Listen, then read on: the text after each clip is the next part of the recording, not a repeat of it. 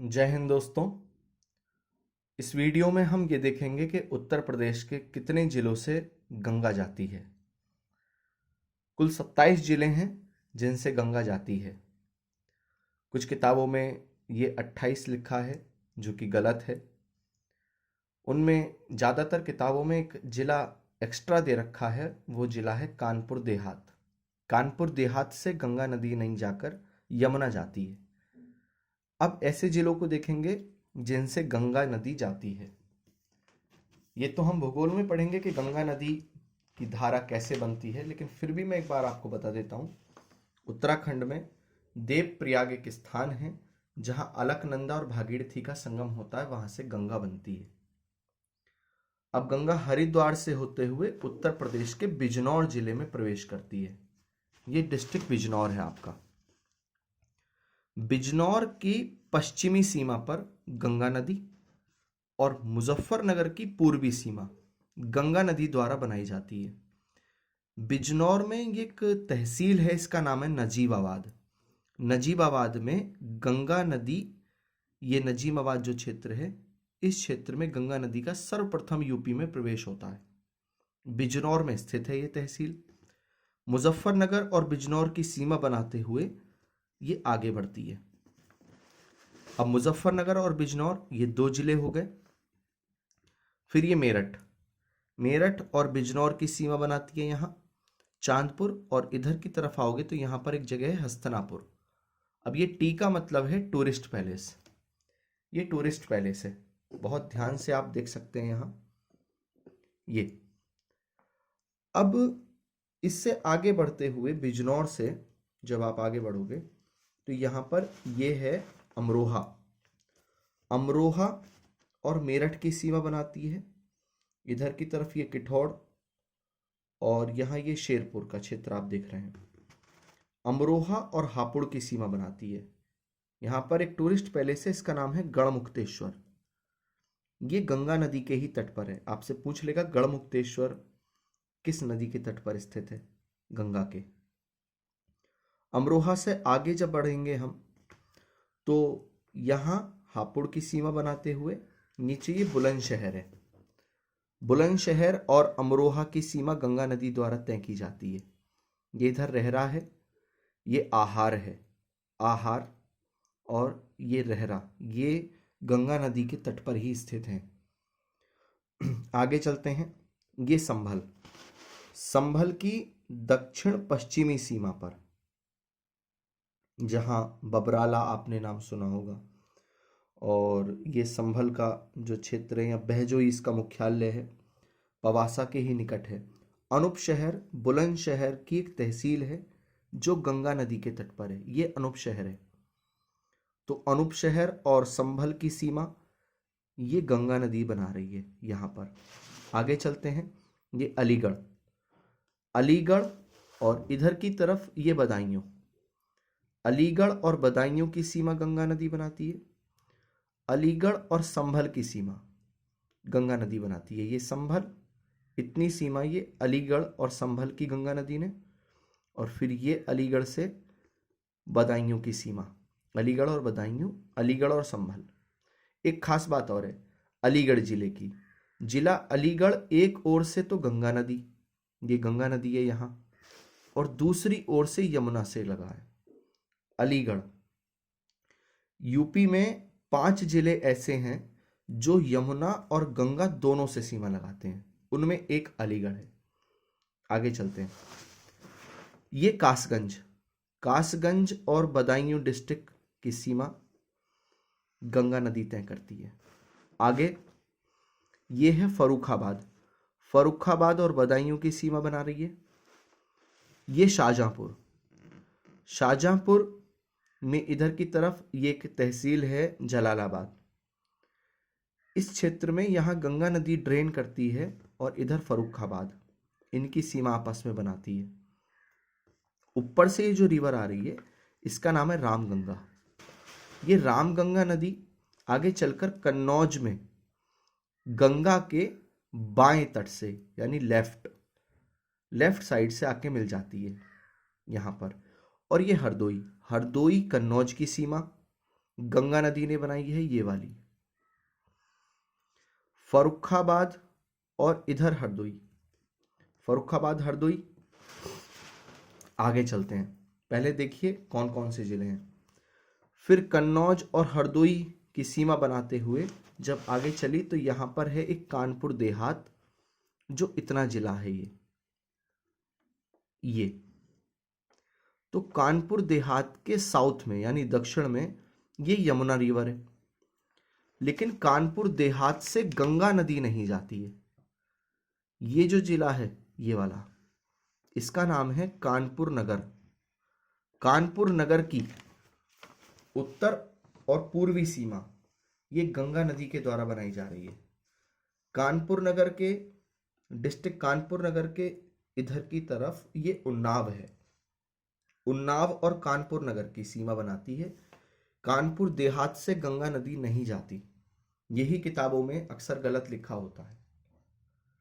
तो याद रखें, कानपुर देहात से गंगा नहीं जाती है, कानपुर नगर से जाती है। अगली खास बात कानपुर नगर की, कानपुर नगर से गंगा तो जाती ही है, ये नीचे यमुना है, तो यमुना भी गुजरती है कानपुर नगर से। सजेटी एक जगह है यहां, और घाटमपुर, इस क्षेत्र से गंगा नदी निकलती है, गंगा नदी जाती है गुजरते हुए। आगे चलते हैं, उन्नाव और कानपुर की सीमा बनाते हुए गंगा आगे बढ़ी, उन्नाव और फतेहपुर की सीमा बनाई। फिर ये डिस्ट्रिक्ट फतेहपुर है, फतेहपुर और उन्नाव की सीमा बनाई यहां पर। फतेहपुर और रायबरेली की सीमा इस क्षेत्र में बनाते हुए ये रायबरेली यहां तक। फिर आगे फतेहपुर रायबरेली की सीमा बनाते हुए ये प्रतापगढ़, प्रतापगढ़ और कौशाम्बी की सीमा बनाती है, कौशाम्बी। अब फतेहपुर, कौशाम्बी और ये इधर कानपुर देहात, ये ऐसे जिले हो गए जो अलीगढ़ के जैसे हैं। मतलब क्या, अलीगढ़ में भी गंगा और यमुना जा रही है। मैं एक बार फिर दिखा देता हूं आपको, ये डिस्ट्रिक्ट अलीगढ़ है, अलीगढ़ के इधर से यमुना, पूरब की ओर से गंगा, तो अलीगढ़ से गंगा और यमुना दोनों हैं। ऐसे ही कानपुर नगर, गंगा यमुना दोनों। फतेहपुर भी यही है, गंगा तथा यमुना दोनों जिले हैं, गंगा तथा यमुना दोनों नदियां हैं। कौशाम्बी, गंगा और यमुना दोनों हैं इधर। प्रतापगढ़ और कौशाम्बी की सीमा बनाते हुए आगे बढ़ती है गंगा नदी, और यमुना नदी कौशाम्बी के दक्षिण से होते हुए, यमुना नदी कौशाम्बी के दक्षिण से होते हुए गंगा उत्तर से बहते हुए आगे चलकर दोनों प्रयागराज में मिल जाती हैं। गंगा नदी के किस तट पर, दाएं ओर से यमुना का ये संगम होता है प्रयागराज में, जिसको अभी तक इलाहाबाद भी कहा जाता था। अब ये प्रयागराज, प्रयागराज, कौशाम्बी, फतेहपुर, कानपुर नगर और उधर अलीगढ़, ऐसे 5 जिले हुए जिनसे गंगा और यमुना दोनों जाती हैं। आगे चलते हैं, ये कौशाम्बी, कौशाम्बी के बाद में ये प्रयागराज में, और यहां पर एक डिस्ट्रिक्ट है, इसका नाम है आपका संत रविदास नगर। संत रविदास नगर को ही पहले भदोही भी कहा जाता था, आज भी भदोही कहा जाता है, इसका नाम कई बार बदला है, भदोही और संत रविदास नगर। जिला मुख्यालय है ज्ञानपुर, नीचे मिर्जापुर। अब जिला मिर्जापुर जो है आपका, आप ध्यान से देखेंगे ये क्षेत्र, मिर्जापुर ये और भदोही दोनों की सीमा बनाती है गंगा नदी। मिर्जापुर से होते हुए आगे वाराणसी, वाराणसी में प्रवेश कर रही है, वाराणसी और मिर्जापुर की सीमा बनाई है। अब वाराणसी किस ओर है ये देखेंगे तो वाराणसी जो है वो बाएं तट पर स्थित है यमुना नदी के, गंगा नदी के। अब गंगा नदी जब वाराणसी से होकर गुजरती है तो ये चंदौली जिला है, जिला चंदौली। जिला चंदौली जब आप देखोगे यहाँ पर तो इसके ऊपर है गाजीपुर। गाजीपुर और चंदौली की सीमा बनाती है गंगा। आगे चलते हैं तो यहाँ पर एक जिला पड़ेगा आपको,